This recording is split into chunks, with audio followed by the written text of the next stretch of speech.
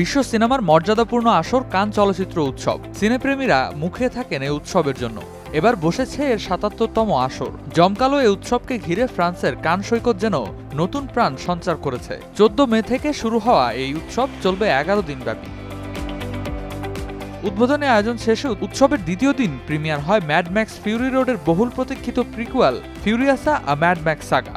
রুদ্ধশ্বাস অ্যাকশনে ভরপুর চলচ্চিত্রটির ওয়ার্ল্ড প্রিমিয়ার দেখে দর্শকরা টানা ৮ মিনিট দাঁড়িয়ে অভিবাদন জানিয়েছেন।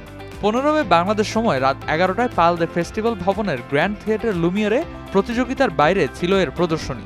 ওয়ার্নার ব্রাদার্সের পরিবেশনায় ম্যাড ম্যাক্স ফ্র্যাঞ্চাইজির পঞ্চম কিস্তি Furiosa a Mad Max saga. Furiosa a Mad Max saga আগামী ২৪ মে যুক্তরাষ্ট্রের প্রেক্ষাগৃহে মুক্তি পাবে। ১৫ মে লাল গালিচায় দেখা যায় এই সিনেমার কলাকুশলীদের। ক্রিস হেমসওয়ার্থ ও অ্যানিয়া টেইলর জয় দুজনই গ্র্যান্ড থিয়েটার লুমিয়ারের সামনে অপেক্ষমান অনেক ভক্তকে দিয়েছেন অটোগ্রাফ, তুলেছেন সেলফিও। এছাড়াও এদিন স্থানীয় সময় সন্ধ্যা ৬টায় গ্র্যান্ড থিয়েটার লুমিয়ারে ওয়াইল্ড ডায়মন্ডের ওয়ার্ল্ড প্রিমিয়ার হয়েছে। ফ্রান্সের আগাতো রিদাজে পরিচালিত প্রথম চলচ্চিত্র এটি।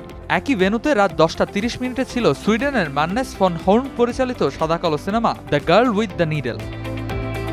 উৎসবের দ্বিতীয় দিনে পাল দে ফেস্টিভ্যাল ভবনের দুবসি থিয়েটারে সন্ধ্যা ৭টা ৩০ মিনিটে আ সাত্তেরিগার উদ্বোধন হয়।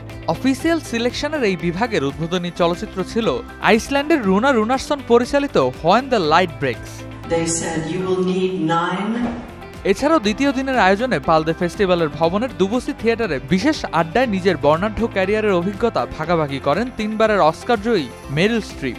আগের দিন উৎসবের উদ্বোধনী অনুষ্ঠানে সম্মানসূচক স্বর্ণপদক পেয়েছেন ৭৪ বছর বয়সী এই অভিনেত্রী।